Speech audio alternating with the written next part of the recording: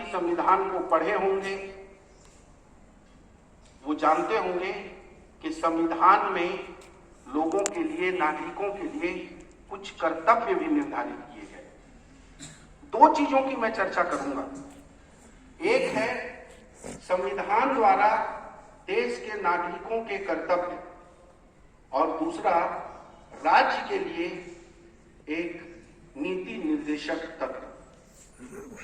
नीति निर्देशक तत्व तो परीक्षा के महत्वपूर्ण प्रश्न में है, अक्सर पूछा जाता है, लेकिन हमारे कर्तव्य के बारे में तो पॉलिटिकल साइंस के टीचर लोग इंपॉर्टेंट क्वेश्चन भी नहीं मानते। हमेशा बोलते हैं कि याद रखना ये 6 अधिकार परीक्षा में जरूर आएगा।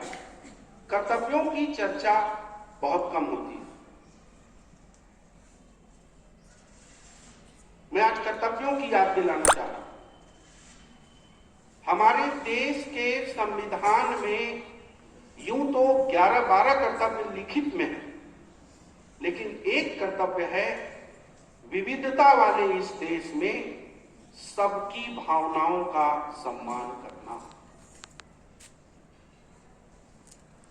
कहा गया है कि हमारी आजादी वहीं तक जहां तक किसी दूसरे की आजादी छिन्न भिन्न न हो। हम आजाद हैं, इसका यह मतलब नहीं है कि हम टकराते चले। भावनाओं के कद्र की बात जब हम करते हैं तो बहुत विस्तार में न जाके समझाने के लिए मैं एक उदाहरण दे दूं जो बड़ा ही कॉमन सा उदाहरण है। बार बार हम लोग बोलते हैं, लोग बोलते हैं, लेकिन करते नहीं। और वो क्या है? हमारे देश में कई धर्म के लोग हैं। अलग अलग धर्म को मानने वालों का ये कर्तव्य है कि दूसरे धर्म के लोगों की भावनाओं का कद्र किया जाए।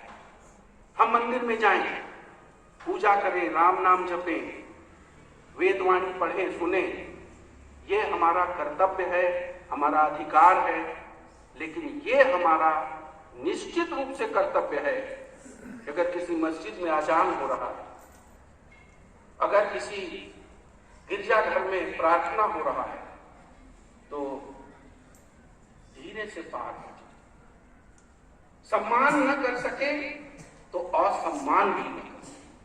आज हमारे देश में ये एक चिंताजनक स्तर पर फैलता जा रहा है।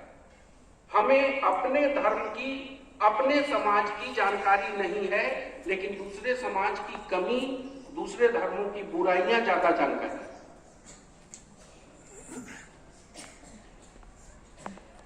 अधिकार जानना बहुत अच्छा है, लेकिन कर्तव्य जानना चाहिए, और कर्तव्य जानते हुए कर्तव्य का पालन भी करना चाहिए। मैं अभी विद्यालय के संदर्भ में आपके एक कर्तव्य को याद दिलाऊंगा 2 मिनट बाद, लेकिन अभी मैं संविधान में ही रहता हूं।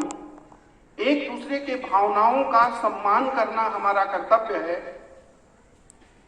राष्ट्र के लिए जिन्होंने सब कुछ न्यौछावर कर दिया आजादी के आंदोलन में, उनको अपने दिलों में संजो कर रखना भी हमारा कर्तव्य है। जिन्होंने अपने परिवार छोड़ दिए, घर छोड़ दिए, जिन्होंने फांसी की सजा सुनी, जिन्होंने आजादी के बाद देश का शासन भी चलाया, लेकिन आजादी की लड़ाई में उन्होंने अपनी योगदान दी, उनको सम्मान सहित हम याद करें। आजकल आप देखिएगा एक परंपरा सी चल गई है कि किसी एक भावना से ओतप्रोत होके हम बहुत पुराने नेताओं को गाली दे रहे हैं। वो ऐसा कर दिया, वो ऐसा कर दिया, इसलिए ऐसा हो गया, जबकि हमें ये समझना चाहिए कि उन्होंने किन परिस्थितियों में की और आज की परिस्थिति क्या है। तो हमारा दूसरा कर्तव्य है, बहुत महत्वपूर्ण कर्तव्य, कि जिन्होंने भी देश की आजादी के लिए कुर्बानियां दी हैं, उनको अपने दिलों में संजो के रखें। हम उनका आदर करें, हम उनका सम्मान करें।